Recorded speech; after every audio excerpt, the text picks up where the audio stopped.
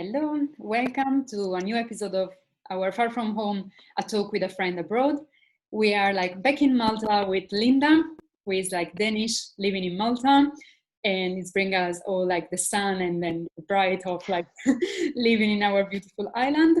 And welcome, Linda. And I would just start straight away with the first question. So, how you ended up in Malta? If you want to share with us a little bit of your story. Yes, of course. Thank you so much for having me. I have a beautiful picture of one of the Maltese beaches in the background. I ended up in Malta actually because I wanted to take a master degree. I'm one of the people who has been in and out of studies. I've taken a lot of gap years, figuring out what I wanted to study and how I wanted to study, where I wanted to study. I was blessed enough to have some friends living in Malta, and they had a wedding. I was about to go to London Business School. Coming from Denmark and living in Copenhagen at the time, I needed a change and I wanted to do something different. And my friends here was mocking me and making a bit fun of me, saying, well, if you go to London, it's exactly the same weather you have in Copenhagen. It's the same kind of people. What are you thinking? And since I was not really set on the actual studies, I wanted a master degree. I wanted to better myself in something, but it could be various industries or learnings. So I was not really set on anything there. So when I came in May for a wedding here in Malta, then they said, why don't you study in Malta? You know, you can still have time to apply. Just try to apply. So I went home, I sent an application, and I thought, well, let's see. Then I took an English test, and they ended up getting back to me and say, yeah, you can start in 1st of October. That was a month later than I would have had to start in London. So it also gave me some more time to kind of prepare myself. And I've been to Malta a few times before, and I figured, why not? There's summer and sun, and I was supposed to stay here for 10 months and then go back. I had my job, coming back to my job, and would get a promotion when I came back. But I chose not to do that. So it's 4 years ago now, and I'm still here. Good. And when you came, there were actually what were the differences, or there was also any cultural shock, something that you didn't expect it and was too much for you at the beginning to handle? Oh, first of all, I think I mentioned three things. I had friends here, so I already knew the country a little bit, and I've been working with Maltese and Southern Europeans before, so the whole being a little bit late, or things are more relaxed. I was used to that and expected that. But the fact that in the classrooms, one of my really big things was when I started in university, it was freezing. The air condition was on 15 degrees and outside it was 40 degrees. So I would show up in shorts and t-shirt and sit for 4 hours in the classroom shaking and not being able to think straight because I was so cold. So I started carrying a big blanket to class. Yeah, so that was the proper experience with real air conditioning. And I think the other thing was also related to the studies was the fact that all the exams, when came January and we had all the exams, we actually had to write all of them by hand. In Denmark, I've had a computer in front of me even from the first year of high school. So being a bit late starting my master degree, and high school was about 10 years ago, 15 years ago. And for the last many years, I've been working on computers. I can't even write a postcard by hand, being able to read it myself after. So that was a very big challenge. And then I think, so I'm speaking outside of the university settings, and I was very surprised about the way they were handling their politics here and the way they were just work related. I really had to get into a new way of working, not just in terms of time frames and all of this, but in terms of the way you were speaking to people and the way you were getting new acquaintances. Mm-hmm. That's interesting. Before you mentioned the AC, I was thinking, because I saw your hair moving and I was like, is the AC or is the wind? So she's it's actually, it's not the wind from the beach, fake background, but it's a fan because our air conditioner is broken. So I have a fan and my I really thought, did she become Maltese? So now she has the AC also turned on at 15 or no? Well, it is about 35, 40 degrees down here now. So our air conditioner is broken. Hopefully it'll be fixed tomorrow. So I have become Maltese. I like the air condition now. Yeah, and I think sometimes when you move to study, I remember I did my Erasmus in Portugal, and when you study, there are like some differences that are more than you see more, and you have to face, because also you have to like succeed in your exams. And Yeah. I remember in Portugal, for me, was that we were not used to like discussing and doing like paper or presenting paper in my university, while there every student was more like comfortable in discussing and challenging the professor, and I was quiet all the time. So it was a totally different way of like studying and learning. It's very funny you mention it, because for me it's different. In Denmark, I was used to being graded very highly for having opinions and challenging the status quo. Here, I was not. So I was always the loud student being like, I'm sorry, but why are you saying this? And, so that was something I really had to get used to. It was more learn from the books, learn inside out, than it was, challenging the Yes, actual books. Yeah. exactly. Yes, yes. That's interesting always. And then coming to the last month, like COVID came. How was for you, like professionally, personally? Oh, yeah. It was, I don't think I can be one of the ones who complain.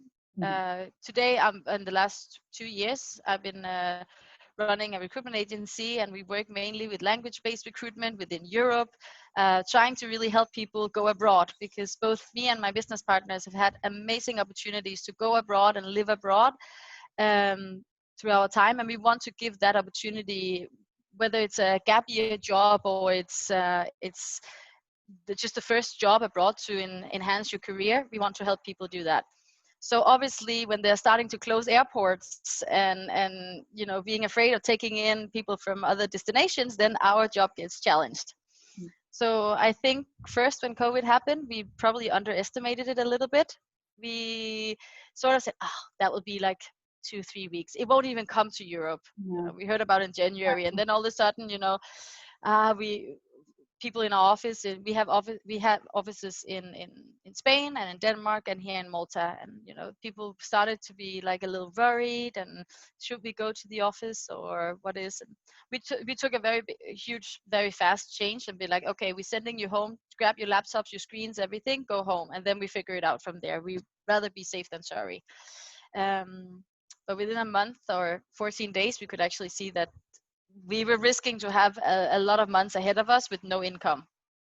So we rehired all of our amazing staff to be freelancers, and gave them I think quite a good opportunity to start their way of freelancing by keeping their laptops and all their electronics, and keeping their database and all of this, and still have a bit of training online and keeping in touch. So we managed to whip it around, and we were lucky that some of the largest companies we work with, they actually kept recruiting, and they were willing to start people up from home, and then when the airport opened, people could travel down. So it's been some tough months and a lot of changes, but I don't think that we can complain, because Mhm. we are not the one that's up. We managed. Let's Yes. put it that way. Yeah, I think we manage, and you should also to prove to be really adaptable and like flexible, and try to find solutions. And also probably the team responded like pretty well without yeah, too much complaining. And I was wondering, because you mentioned recruiting, and I do some mentoring also for people that want to start like their life abroad. Maybe they want to study abroad or working abroad. There are like 3 tips that you can share for people that want to find a job abroad or start something abroad, their career abroad. Yeah, for sure. So the first tip is just prepare your mindset. Be ready for a change. Be ready for the fact that you might get exactly the same job as you had at home in a new country, but it will be different. And the first month is new colleagues, new food, new temperature outside, new bed you're sleeping in. Just prepare your mind to be. I studied a little bit of neuroscience and a little bit, and your brain will basically be shaken up. So the fact that you will be confused, you will be missing home, you will be complaining about the smallest thing, you will be irritated, you will be tired. Like, try to just embrace all of that, because it will get better. It's just the first part.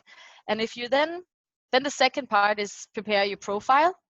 because well, we're working within Europe, and somewhat the settings of a CV is the same around Europe, but are you going abroad from Europe to the US, they look at CVs a bit different, and even Asia. So prepare and look at the country where you're applying, and make sure you have a country code on your phone number. A very simple thing. If people want to call you, they don't know that you have a Italian number automatically, So make sure you have the correct country code. You have a Skype ID on, because Skype or Zoom is the way that the big companies will contact you. So prepare your profile really well. Maybe even do a LinkedIn. And the last tip, I don't know, it sounds very cliche, but just do it. It's worth it. I mean, if everything goes wrong, you can come back home. And yes, coming back home can be a bit different because you gave up your apartment or sold your car, but you can establish yourself again. So I think just take the chance and go. Thank you. I think that was great. Like the first you mentioned, I call it my company Global Mindset Development. And I really think that when you go abroad, it's a mindset that has to change, because as you mentioned, even if the job is the same, many other things will be different. So also the job will be different, because everything around you will be different, and you will need a change in your mindset. So if you can prepare yourself before, you can never avoid a cultural shock 100%, but at least you can like prepare, be aware of your expectations also. You just be aware, it takes 3 months to get used to new people. It takes 16 times you have to do something before it becomes a habit. So even just in a new flat, leaving your keys somewhere and finding them again, it has to be trained, and small things will interrupt the brain. So yeah, it's important to be prepared for that. Yeah. And then also, as you mentioned in the CV, there are all these like small things that we don't consider if we never like live abroad or travel abroad or try to apply for a job abroad. But there are like all these small things. Also, yeah, the country code, or the way like you put your name and surname, or the age, and the time zone is also something. Yeah, you're working in Europe, but now with Zoom and all the opportunity online, when you set a time zone, so it's not everything is linked to your time zone, but you have to check which time zone. Exactly. So yeah, you have to just prepare your mind to be more internationalized. Country codes, time zones, languages, the way you present your language on a CV, you need to try and see if you can find a generalized version. Not just say my German is good, but what does good mean? You need to explain exactly what level you are on, and there are ways to do that. But if you never tried it before, it can seem very complicated. Yeah. Yes, that's true. And what about the resources? Did you discover something? Did you find out something more, or something old that now you are using again? I've actually been working remote and online for many years. So for me, it wasn't really a big change. I quite easily went back to that. But I think, as I mentioned to you earlier, like one of the biggest resources I found was these blue glasses. When you're sitting in an office and you're sitting talking to colleagues, or you have a lunch break where you go away from the screen, your eyes get a break. But now I eat my lunch, even sometimes my breakfast, in front of the screen. All my calls and chats with my colleagues are on the screen, so my eyes don't get that natural break, unless I allow myself to go out for lunch or do something else for a minute. So the blue glasses actually helped me, because I could actually feel during COVID that my eyes started to itch and get tired. And after the weekend, there was no problem. I've been away from the screen. And as soon as Monday came, Monday evening, I could feel it again. So that's something so it's a more practical thing. Yes. The other thing I will say, resources, is actually friends and family. Even though they're super far away, I haven't seen them since December. Mm-hmm. But when I'm normally abroad, I'm abroad and they know I'm abroad. Oh, Linda, yeah, but she's there, but she can always come home, and she comes in and out sometimes on holidays. It seems like now that I'm not able to come, and they know and are aware that I'm not able to come, not because of my planning, but because of the pandemic. All of a sudden, they've been reaching out to me, and they've been backing up, and how are you? And so the resources in finding your friends, that they are actually not that far away. Now also talking about working online and connecting online. So I think big resources that I rediscovered would actually be friends and families because of the pandemic. Yes, I totally agree. Like the way I started this talk because of that, because I was being reaching by friends. I wanted like to share it, as I mentioned before, and so yeah, there was this like proximity, even if we were like far away. And was the same for the family. Also for me, was the same. Like Viviana is there; she's always fine. But we were like talking more on video calls and like yeah, checking on us, because we were worried, but also we couldn't say we were worried for each other, but we just like maybe share our day or something that we did during the Yeah. day. I had quite a lot of friends who had babies in this period, and normally, yes, they would send baby pictures, but normally I would also be able to fly home every weekend. And since I haven't been able to do that, people have been super sweet of engaging me, maybe a little bit more than they would normally, because I was not just a flight away. I was actually not able to take that flight. So Yes. it's been nice to just feel that and rediscover that, they're still there. Yes, and people are asking me, and so I'm asking you, how was being isolated in an island? Because I didn't feel that, but from outside, it seems it was like worse than others that were on the continent. Yeah. I found a bit of calmness about it, and probably you did too, because we only had the airport and then we have the main port, but the ferries was not coming in. It was only the cargo, and airport closed, which means when there was no cases, there were no cases, or like very little cases, and they were not coming from anywhere. They were not exploding. Nobody was crossing the borders. Yes. So in that terms, and then I'm sorry, but now I'm from Denmark, and even though they had amazing weather during COVID, I think that I can't complain. I mean, it was 25 degrees here. I live right in front of the beach. So even though I got this beautiful letter from the government because I'm diabetic saying you should stay inside, early mornings, late evenings, I could go out and there were no people there. All the tourists, all the 2 million tourists we normally get, they were not there. So just being able to take a little walk and no people on the street, I found that quite amazing actually. Yes, yes, and So also I didn't feel isolated. yeah, me too. I had the same. I actually felt secure, as you mentioned, Yeah. and also this idea of like protecting the vulnerable categories. I think also I was not a vulnerable categories, but for me was okay. That's also good, because is also protect someone even more than all the other that we already like protected. We need to follow Yeah. some guidelines. Yeah, I felt like it was well taken care of. At one point, I could see people, because also I live in front of the beach and the street there. So I saw people started going out after 3-4 weeks. And I was sitting feeling like, the more you guys go out, the longer it takes for me to be able to, because I was only out very early in the morning, very late in the evening, if even. And then I was out to do quick groceries, but that was it. So obviously I was inside and I felt sometimes, okay, it's not fun because I can see some people walking outside. Yeah. And at one point I was sitting waiting for that one letter saying, now you're allowed to go out again. It took about 2 months to get. So 2 months inside, um, it's never fun. But I have three flatmates. So we actually had the opportunity to just all sit and work from home, all just bond and have a lot of fun and play card games and stuff like that. So that was a different experience. It was quite nice. Yes.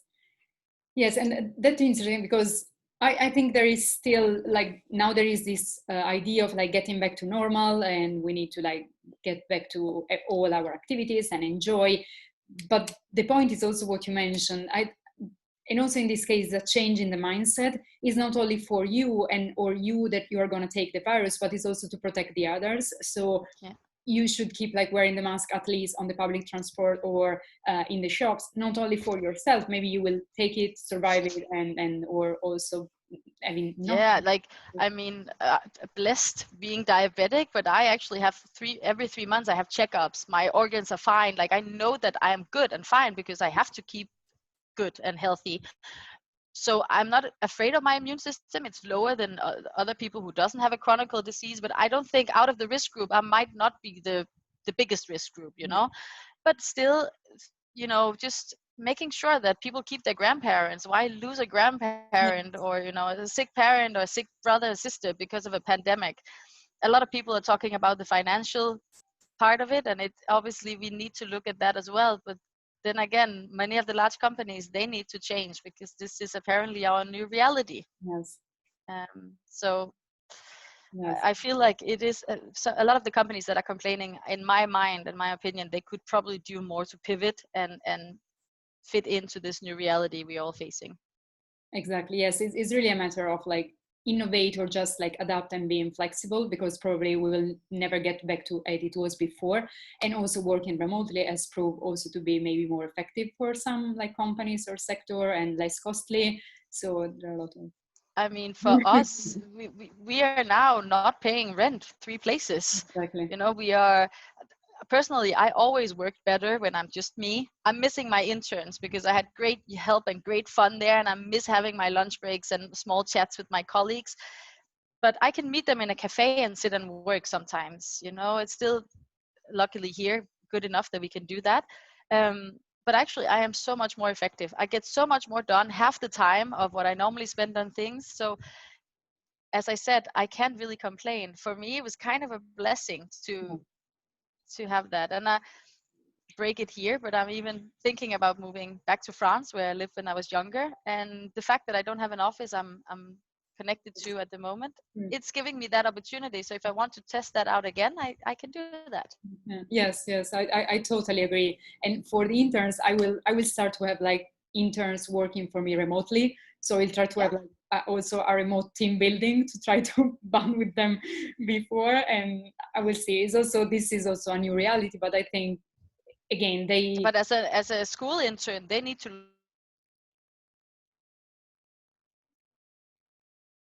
exactly. I think you froze a little bit. Let's see if you can come back.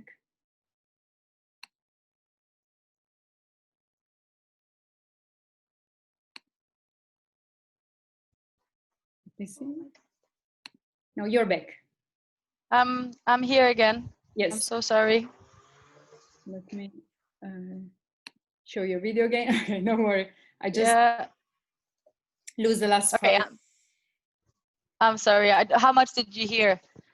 You were just mentioning something about the interns, the students, the schools. Yeah, I'm just saying, like, they're getting educated into this, and I actually read an article recently about the